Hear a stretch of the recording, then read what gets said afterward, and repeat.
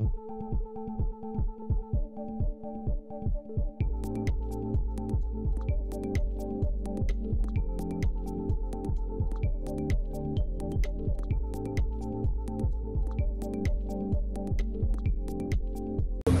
untuk mengikuti kasus Vina, saya sama sekali tidak pernah terlewatkan, ya. Itu sangat maksudnya kasus ini sangat menggemparkan Indonesia, yang membuat air mata kita tuh berlinang sekali, ya. Saya sebagai seorang wanita, ya boleh sudah seorang ibu yang memiliki anak, yang mendengar kasus Vina ini yang luar biasa, yang melibatkan. Nah, ini yang saya maksudnya saya sangat sayangkan, yang melibatkan oknum-oknum aparat di Indonesia ini. Kenapa saya itu sangat tergugah sampai menguraskan air mata? Karena saya memiliki almarhum opa saya, itu pejabat polisi yang notabene itu kredibilitasnya tidak lebih dan tidak kurang mirip seperti Jenderal Sugeng.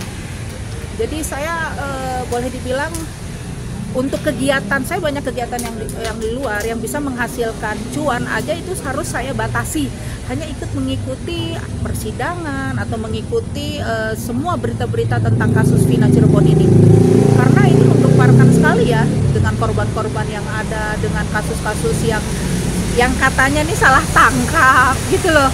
Kenapa kok bisa salah tangkap gitu, ya, sampai ada penyiksaan seperti itu gitu, ya.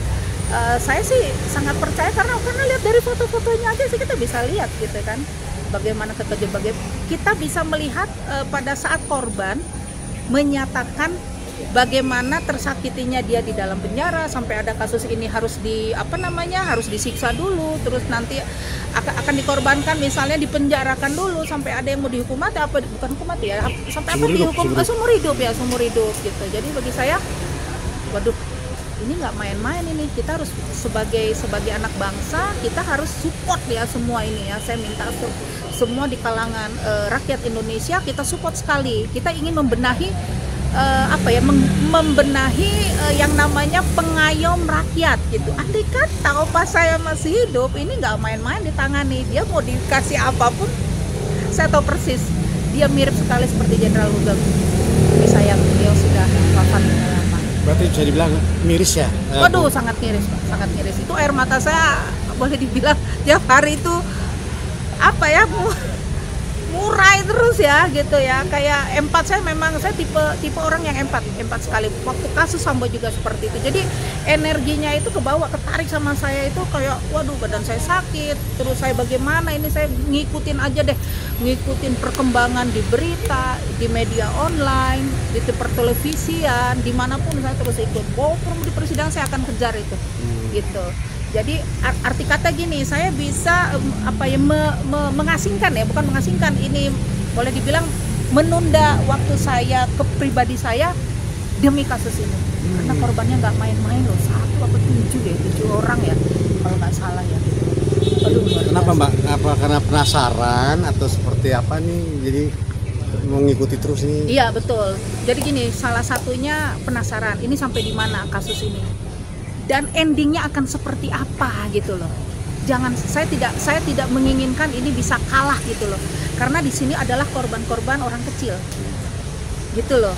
Walaupun maaf, ya, notabene saya anggap, ya, boleh saya inilah, pokoknya saya, walaupun ini bagaimana istilahnya begini, bagaimana saya merasakan kalau saya jadi orang kecil gitu loh. Saya mau ngadu ke siapa? Untuk bayar pengacara aja nggak punya uang istilahnya.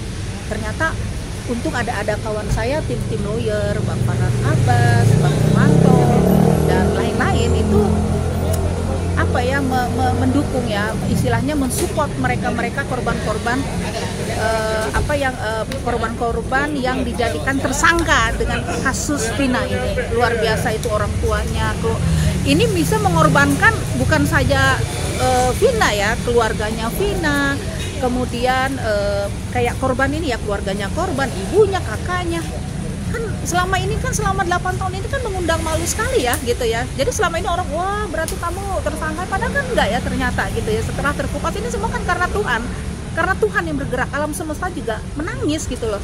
Ibaratnya begini, bangke kalau ditutup-tutupin itu akan ketahuan juga gitu loh. Jadi saya sedikit, boleh dibilang saya vokal orangnya, vokal ini dalam kasus ini. Saya dari gadis sampai sekarang ini jadi boleh dibilang jadi ibu rumah tangga, vokal ya dalam setiap ada kasus apapun, bukan Vina aja, kasus Sambo dari ya? Sambo yang sebelumnya itu kasus pembunuhan yang notabene itu orang-orang yang menjadi korban gitu Mas. Jadi terpanggil untuk saya gitu. Nggak bisa saya kalau nggak selesai, ini saya harus selesai, saya ikutin ini sampai selesai. Kalau begitu. menurut ibu kira-kira endingnya seperti apa sih Bu? Kalau saya belum tahu ya, saya berharap endingnya itu sesuai fakta yang ada. Saya tidak suka ada fakta yang disembunyikan atau yang terselubung atau ada yang bermain dengan TV misalnya gitu. Itu bagi saya sih anti sekali ya dalam kehidupan saya, karena saya orangnya tegas untuk mendidik anak saya gitu. Karena saya juga banyak bukan banyak kasus ya, arti kata dalam hidup saya selalu menegakkan kebenaran, sekalipun saya dipilih pada saat itu. Saya pernah diberikan salah satu ketua sekolah ya, boleh bilang ketua komite, itu punya step untuk memanage segala sesuatu itu. Saya harus jujur dan transparan gitu. Ya itulah yang saya ajarkan kepada anak-anak saya. Saya merasa mudah-mudahan ini kasus Vina ini, saya minta doa dari semua masyarakat Indonesia, kepada simpatisan, kepada relawan, dan kepada semua orang. Saya mohon sangat dibantu doanya agar kasus ini yang melibatkan banyak orang, yang melibatkan korban Vina, kemudian keluarganya Vina tentu ya, yang ditinggalkan anaknya, kemudian korban seperti Peggy, kemudian seperti Saka ya, dan korban-korban ini, semoga ini bisa terselesaikan dan menang dalam sidang. Saya berharap seperti saya minta ya untuk Pak Kapolri, saya minta mohon kita kembalikan ya Pak kepada rekan-rekan polisi, karena saya juga cucu seorang AKBP polisi di Medan, tapi almarhum ya, opa saya namanya Opa Filmon Lebahas gitu. Jadi dia mengajarkan artinya seorang kejujuran. Jadi saya minta kita sama-sama sefrekuensi nih Pak, orang Polri Pak gitu. Saya mohon sekali nih Pak, kita balikan ya Pak ya, bagaimana kasus ini misalnya terhadap ibu anak, kepada keluarga Bapak sendiri atau kepada anak Bapak gitu, atau kepada Bapak sendiri, gimana rasanya gitu Pak, ada penyiksaan atau ada misalnya salah tangkap di korban, gimana rasanya, kita kembalikan aja kepada diri kita sendiri Pak ya. Justru mengembalikan citra polisi lagi berarti iya ya? Saya ingin seperti itu Pak, ingin mengembalikan citra polisi di Indonesia. Malu Pak, soalnya malunya bukan di Indonesia Pak, sampai keluar nih Pak, ke negara orang Pak gitu loh. Apalagi saya punya keluarga di banyak, ya boleh dibilang di banyak negara lah. Itu kalau sampai dengar gitu rasanya gimana ya Pak ya. Sedih gitu, malu Pak, bener Pak. Tolong ya Pak ya, Pak Kapolri ya.